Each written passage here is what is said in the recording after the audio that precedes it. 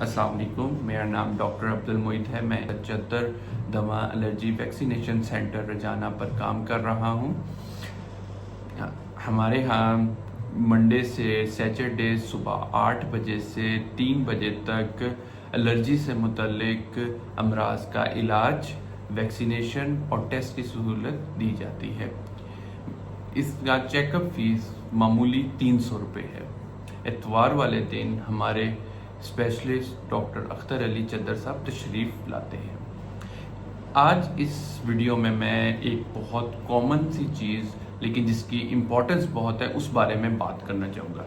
वो है इन्हेलर के इस्तेमाल के बाद गरारे करना। इस मुतालिक हमारे एक व्यूअर का भी सवाल था कि क्या गरारे नीम गर्म पानी से करने चाहिए या ठंडे पानी से। तो सबसे पहले देखते हैं कि गरारे करना क्यों अहम है। हमारे COPD या एस्थमा के पेशेंट जब इन्हेलर इस्तेमाल करते हैं तो वो मेडिसिन मुंह के ज़रिए गले से होते हुए हमारे फेफड़ों में जाती है। तो बाज़ जो ज़र्रात होते हैं मेडिसिन के वो मुंह और गले में रह जाते हैं, जिसकी वजह से एक कॉमन प्रॉब्लम देखने को मिलता है, उसे ओरल थ्रश कहते हैं, जिसे आम जुबान में फफूंदी और एक फंगल इन्फेक्शन है जिसकी अलामात मुंह और ज़ुबान पर सफ़ेद धब्बे बन जाना और गले में दर्द या तकलीफ़ होना और खाना खाने में एक नाखुशगवार जायका आना। इसको अवॉइड कैसे कर सकते हैं? अगर हम इन्हेलर के इस्तेमाल के बाद गरारे करें ठीक तरीके से तो हम इसे अवॉइड कर सकते हैं।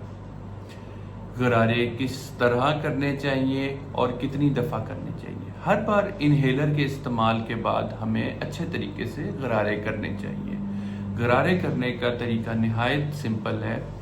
आप थोड़ा सा पानी लें और उसे मुंह में 10 सेकंड घुमाएं और उसके बाद मुंह के पिछले हिस्से में 15 से 20 सेकंड घुमाएं और थूक दें, उसे निगले मत।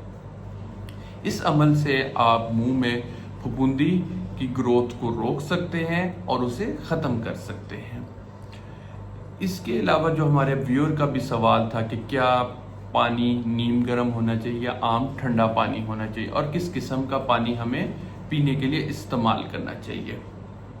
सबसे पहले तो ये कि कोई भी जो पानी आम हम घर में पी सकते हैं उसको नीम गर्म करके इस्तेमाल करना बेहतर है।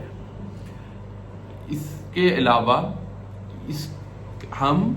अगर हम इसमें चाहें तो एक गिलास के अंदर आधा चम्मच नमक का भी ऐड कर सकते हैं। इससे ये होगा कि ये बेहतर तरीके से फफूंदी की रोकथाम करेगी और उसको ग्रो करने की इजाज़त नहीं देगी। तो ये एक छोटी सी प्रैक्टिस है जिससे जो है आप इस मसले से अवॉइड कर सकते हैं। मज़ीद अगर इस मुतल्लिक आपका कोई भी सवाल हो तो आप पूछ सकते हैं नीचे कमेंट में। तो अगर वीडियो पसंद आई हो तो लाइक करें, शेयर करें और सब्सक्राइब करें। Thank you. अस्सलाम वालेकुम।